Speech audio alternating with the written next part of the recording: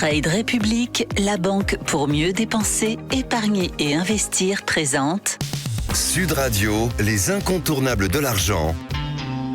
Thomas Binet. Bienvenue dans ce nouvel épisode d'Oser investir, les incontournables de l'argent. Je suis accompagné de Mathias Bassino. Bonsoir Mathias. Bonsoir Thomas. Mathias, vous êtes directeur des marchés européens de la néobanque Trade République. On va parler ce soir de labels dans la finance. Alors, c'est quoi ces labels et quels sont leurs impacts lorsque l'on parle d'investissement, Mathias ? Alors, ces labels, les principaux labels sur les produits d'épargne et d'investissement sont en lien avec ce qu'on peut appeler l'investissement responsable. C'est-à-dire le fait d'investir, d'épargner d'une manière qui contribue à ce que l'économie puisse durer, que la nature puisse durer, que les pratiques humaines puissent permettre que ça dure longtemps. Donc c'est une volonté de durabiliser à la fois notre mode de vie, notre cadre de vie, mais aussi notre économie.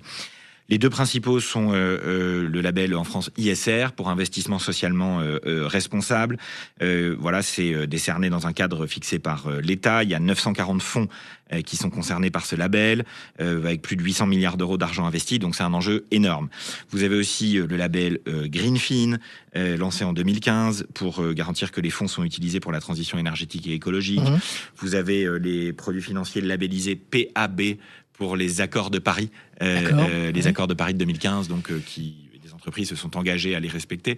Vous avez enfin ce qu'on appelle les critères ESG pour les critères environnementaux, sociaux et de gouvernance, qui sont entre autres très présents dans les infrastructures.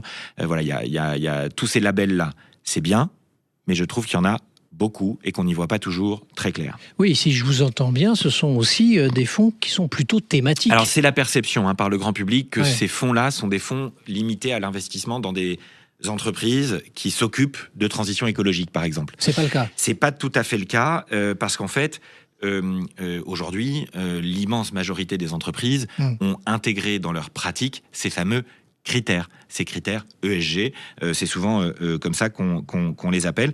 Donc ça va au-delà du fait d'investir dans la transition écologique, par exemple. Vous avez ces labels donc, qui permettent aux investisseurs de mieux s'y retrouver.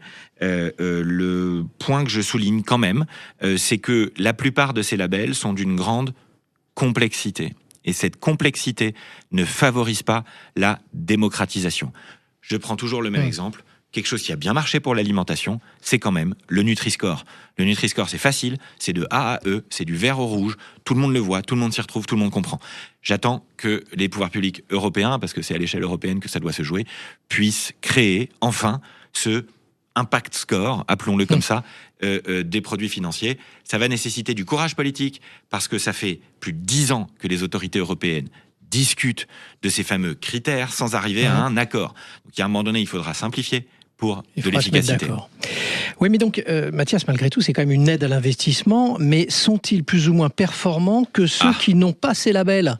Personne n'a réussi à répondre à cette question parce que ces labels sont tellement nombreux et tellement complexes que les mesures de performance sont extrêmement variables. Il y a une chose qui est évidente, c'est qu'investir dans des entreprises durables, au-delà du rendement financier que ça vous apporte, c'est que ça apporte un rendement de qualité à la société à long terme. C'est autre chose, c'est ce qu'on appelle les rendements extra-financiers. De manière générale, il est assez sain et logique de penser que les secteurs économiques de la transition écologique sont des secteurs économiques d'avenir. Ces secteurs dans lesquels, a priori, on va avoir de la croissance économique, justement. Donc, ça paraît pas stupide que d'investir dans l'économie de demain quand on veut investir à long terme. Maintenant, les mesures de performance, il y en a qui vous diront que ça marche moins bien, il y en a qui vous diront que ça marche mieux. Ce qui est important, c'est ce qui marche pour vous. Merci Mathias pour cette analyse et merci aussi pour ce temps passé cette saison ensemble. On vous retrouve en septembre ? Avec plaisir, l'éducation financière ne s'arrêtera pas cet été pour autant. Je vous réserve des surprises. Et d'ici là, si vous voulez nous écouter ou nous réécouter, vous pouvez le faire sur sudradio.fr et sur notre chaîne YouTube. Vous retrouverez tous les incontournables et particulièrement donc les incontournables de l'argent. Merci et bonnes vacances à tous. Sud Radio, les incontournables de l'argent. Thomas Binet. avec Trade République, la banque pour mieux dépenser, épargner et investir.